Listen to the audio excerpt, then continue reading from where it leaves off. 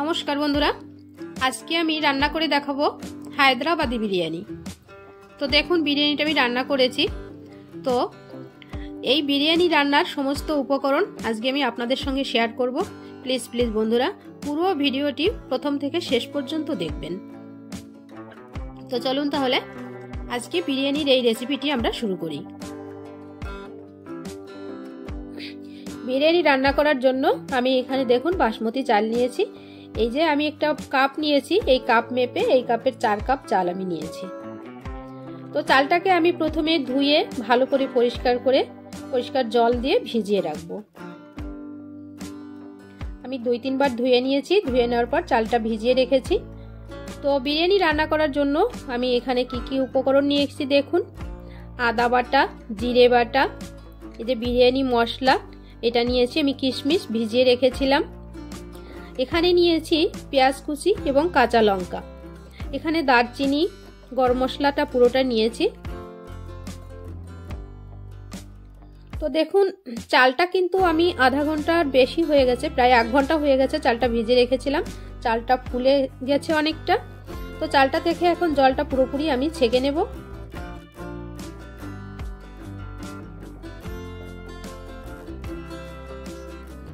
তো দেখুন, এখানে আমি 1 প্যাকেট দুধ নিয়েছি। অনেকে কিন্তু প্রায় এখানেই কিন্তু দই দিয়ে মাংস রান্না করে, কিন্তু আমি এখানে দুধ দিয়ে বিরিয়ানিটা করব। তো প্রথমে আমি এই মাংসে লবণটা মেখে নিচ্ছি। শুধুমাত্র লবণ দিয়ে কিন্তু মাংসটা আমি ভালো করে কষিয়ে নেব। তো এবার কড়াটা গরম করে কড়াইয়ের মধ্যে দিয়ে দিয়েছি সাদা তেল। তেলটা গরম হয়ে গেছে। এবার মাংসগুলো আমি একটা একটা করে দিয়ে দিচ্ছি তেলের মধ্যে। তো তেলের মধ্যে মাংসটা দিয়ে ভেজে নেব ভালো করে। মাংসের এক সাইডটা কিন্তু ভাজা হয়ে গেছে। এবার আমি অন্য সাইডটা উল্টে পাল্টে দিচ্ছি।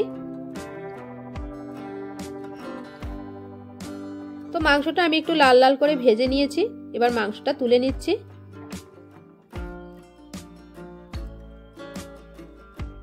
তো বাকি মাংসগুলো আমি একইভাবে ভেজে নেব।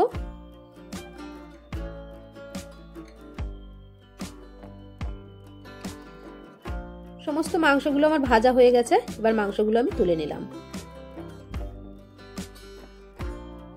এখানে আমি কয়েক পিস মাংস বড় করে রেখেছি এবং কয়েক পিস মাংস আমি ছোট করে রেখেছি।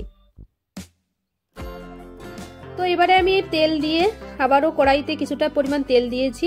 তো তার মধ্যে দিয়ে দিয়েছি পেঁয়াজ কুচিগুলো। এবার পেঁয়াজ কুচিটা আমি ভালো করে একটু বেরেস্তা করে নেব। তো পেঁয়াজ বেরেস্তাটা কিন্তু আমার হয়ে গেছে দেখুন। এবার আমি তুলে নেব। পেঁয়াজটাকে আমি তেলের মধ্যে থেকে ভালো করে তেলটা ঝরিয়ে তুলে নিয়েছি। এবার আমি তেলের মধ্যে দিয়ে দিচ্ছি ঘি। আমি এখানে 4 চামচ মতো ঘি দিয়েছি। আপনারা যে যেমন পছন্দ করেন তেমনই দেবেন। তেলের মধ্যে দিয়ে দিয়েছি আমি তেজপাতা, গরম মশলা অর্থাৎ এলাচ, দারচিনি এবং লবঙ্গ। এবার আমি চালটা দিয়ে দিলাম। যে চালটা জল ঝরিয়ে রেখেছিলাম ওটা আমি দিয়ে দিলাম। এবার দিয়ে দেব সামান্য পরিমাণে লবণ। চালটাকে একটু নেড়েচেড়ে ভালো করে ভেজে নেব। তো চালটা কিন্তু আমার ভাজা হয়ে গেছে। এবার চালটা আমি একটা রাইস কুকারের পটে দিয়ে দিলাম। এবার দিয়ে দিচ্ছি জল। যে কাপ মেপে আমি চালটা নিয়েছিলাম ওই কাপেরই আমি এখানে 4 কাপ মতো জল দিয়েছি। দিয়ে দিলাম কাঁচা লঙ্কা, দিয়ে দিয়েছি সামান্য পরিমাণে চিনি। আমি এখানে 4 চামচ চিনি ব্যবহার করেছি। আরও একটু ঘি আমি দিয়ে দিলাম। এবার দিয়ে দিচ্ছি 1.5 কাপ মতো দুধ। এবার রাইস কুকারের পটটা আমি রাইস কুকারের মধ্যে বসিয়ে দিলাম। বসিয়ে দিয়ে লাইনটা অন করে দিয়েছি। এদিকে আমি কড়াইটা দিয়ে আবারও কড়াই গরম করে দিয়ে দিলাম তেজপাতা, দিয়ে দিলাম পেঁয়াজ কুচি,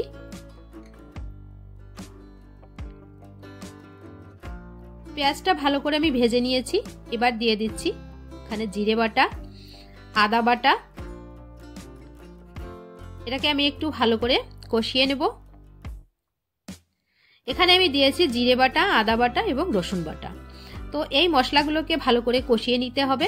এবারে দিয়ে দিলাম কিশমিশগুলো। যে কিশমিশগুলো আমি ভিজিয়ে রেখেছিলাম ওগুলো আমি দিয়ে দিলাম। এবার দিয়ে দিয়েছি আমি এখানে যে মশলাটা এনেছিলাম অর্থাৎ বিরিয়ানি মশলা, ওটা। মাংসগুলোকে আমি দিয়ে দিচ্ছি একটা একটা করে।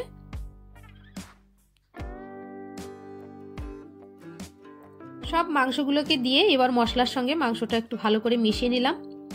এবার যে বাকি দুধটা ছিল দুধটা আমি মাংসের মধ্যে দিয়ে দিলাম। এবারে দিয়ে দিচ্ছি কিছুটা পরিমাণে জল, যাতে করে মাংসটা ভালো করে সিদ্ধ হয়ে যায়। এবার আমি এই মাংসটাকে 10 মিনিট মতো ভালো করে ফুটিয়ে নেব। মাংসটা কিন্তু আমার প্রায় হয়ে গেছে রান্না করা। দেখুন জলটাও কিন্তু শুকিয়ে এসেছে।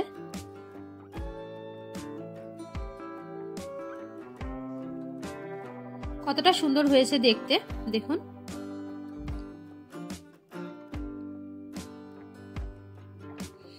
তো এদিকে দেখুন আমার কিন্তু ভাতগুলো রান্না করা হয়ে গেছে। রাইস কুকারে ভাতগুলো কতটা সুন্দর হয়েছে দেখুন। খুব সহজেই কিন্তু রাইস কুকারে বিরিয়ানিটা করা যায়। ভাতগুলো এতটা সুন্দর হয়েছে যেটা বলে বোঝানো যাবে না। তো এবার আমি ভাতগুলো একটা পাত্রে তুলে নিচ্ছি। 3-এর 1 অংশ পরিমাণ থাকবে এবং 2 অংশ পরিমাণ ভাত আমি তুলে নেব। তো এবার আমি এই যে মাংসটা রান্না করেছি ওটা কিন্তু এর মধ্যে দিয়ে দিচ্ছি। কয়েক পিস মাংস দিলাম, তারপর একটুখানি রোস্ট দিয়েছি এবং উপরে দিয়েছি পেঁয়াজ বেরেস্তা, তার উপরে আমি কিছুটা পরিমাণ ভাত দিয়ে দিচ্ছি। আবারও আমি একটা লেয়ারের মতো করে এই মাংসগুলো দিয়ে দেব। তো পেঁয়াজ বেরেস্তাটাও দিয়ে দিয়েছি, এবার আবারও ভাত দিয়ে দিচ্ছি। এবার যে বাকি মাংসটা ছিল ওটাও আবার দিয়ে দিলাম। তো পেঁয়াজ বেরেস্তাটাও দিয়ে দিলাম। এবার আমি রাইস কুকারটা এবার অফ করে দিয়ে আবারও লাইনটা অন করে দিয়েছি। তো দেখুন আমি এখানে আধা ঘন্টা পরে ফিরে এসেছি। এবার কিন্তু পুরোপুরি আমার বিরিয়ানিটা রেডি হয়ে গেছে। তো এবার তুলে দেখাচ্ছি। দেখুন কতটা সুন্দর হয়েছে, একটু গায়ে গায়ে কিন্তু লেগে যায়নি।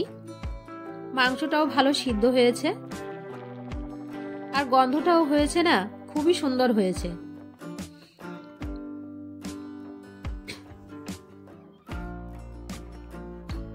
তো বন্ধুরা আজকের বিরিয়ানি রেসিপিটা কেমন লাগলো অবশ্যই কমেন্ট করে জানাবেন। যদি ভালো লাগে ভিডিওটিতে অবশ্যই একটা লাইক করবেন এবং আমার চ্যানেলটি সাবস্ক্রাইব করে পাশে থাকা বেল আইকনটি অবশ্যই অল করে রাখবেন, যাতে করে পরবর্তী ভিডিওর নোটিফিকেশনটি সঙ্গে সঙ্গে পেতে পারেন। আজ এ পর্যন্ত, দেখা হচ্ছে পরের ভিডিওতে। সে পর্যন্ত সবাই ভালো থাকুন, সুস্থ থাকুন। ধন্যবাদ।